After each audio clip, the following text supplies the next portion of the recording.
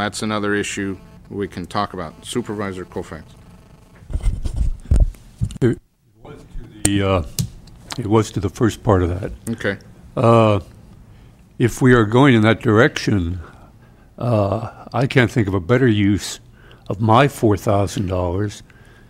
Instead of going to Disneyland or wherever we might be going this year, I'd like to throw my $4,000 into the same pot for the ambulance crew. I mean, if we're going to have this as a policy that we have a choice as to how we use our monies, hey, I don't plan to go to NACO anyhow. So in that sense here, we're up to $8,000. Anybody else want to join us? I'd be willing to, but I'm only going to be here 6 months, so... and I'm not being facetious. I'm saying here, you know, it is a policy shift, and I think that's what Supervisor Smith is saying here. Yeah. And if we're going to do this, yeah, I mean, I'd rather put it to a better cause than paying to sit and listen to boring speeches in some air-conditioned hotel somewhere. Well, Mr. Chairman, I wasn't the one that separated this $4,000 out in the first place. It was come to us in the proposed budget that it was separated out. It's not your fault, Johnny. I'm not blaming you. Okay. Duly noted. Yeah, if I could just offer clarification, there is what's budgeted for the normal travel reimbursement. This is specifically to go to the NACO conference, and so it doesn't touch the rest of the travel. So. To the CEO.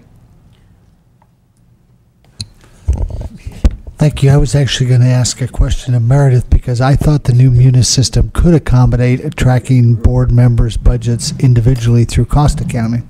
Yes, it does.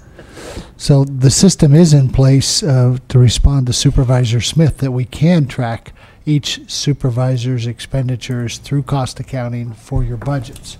In fact, they currently do. Oh, and the budget was built that way as well. And so we are doing what you've requested us to do. Okay, to the clerk.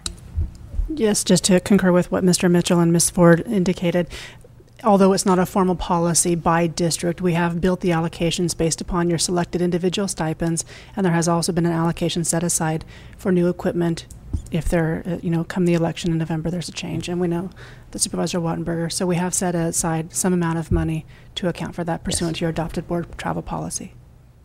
And I will gladly hand down my furniture that was handed down to me for the new supervisor. So it served me quite adequately, and I believe my computer is quite adequate since my last one blew up.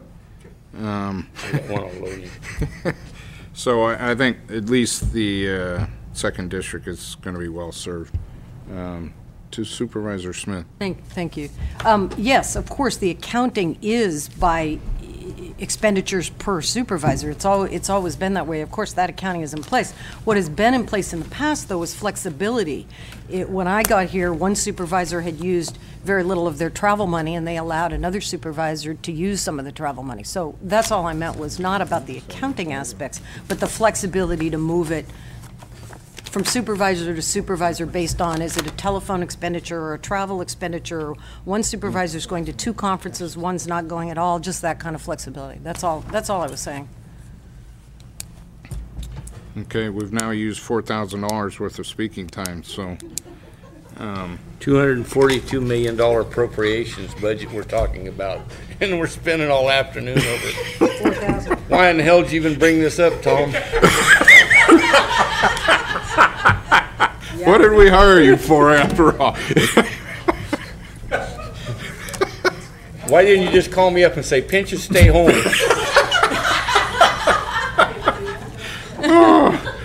He did. You use your 100 words. Next meeting, you're allowed to stay home. So I'm willing to yield the floor to Carmel. Oh, I gotta catch my breath. Miss Angelo. Good afternoon. I'm Carmel Angelo, the Director of the Health and Human Services Agency. Chairman Wattenberger and members of the board, thank you for and I have just about 3 minutes that I'd like to just share with you and give you an update on the, not so much the agency budget, but really mental health. And I think we have all been monitoring mental health over the past year and a half now. So I just wanted to just give you an update and let you know the progress that we've made. When I started thinking about what I was going to say in my 3 minutes here, I wanted to, actually, all I could think of is living on the edge, because I really feel like that's what we're doing a lot of times. When you think about the amount of money that we really have, whether it's $242 million or $20 million for mental health services, it's really not a lot of money to serve a county this size. Even though there's 90,000 people, we're still 3,510 square miles with a lot of problems. So anyway, what I'd like to share with you is, if you recall, for 06-07, we learned that we had the $1.2 million deficit. We were able to cover that, actually, with the help of this board and Ms. Ford, the auditor, and we were able to cover that. When we looked at that and we looked at putting our accountability system in place, we realized for 07-08 that we actually had a projected deficit in mental health of $2.5 million. So we knew right then and there, and this was the beginning of last year, that we had to hunker down and do something, or we'd be sitting here not talking about the $4,000 for supervisor pinches, but the $2.5 million that we needed to cover for mental health. So what we did is made a few changes, and for 07-08 we kept positions vacant and we avoided laying off 18 staff. We were able to do that, and we also reduced our projected deficit from $2.5 million down to $520,000. So actually, I really wanted to stand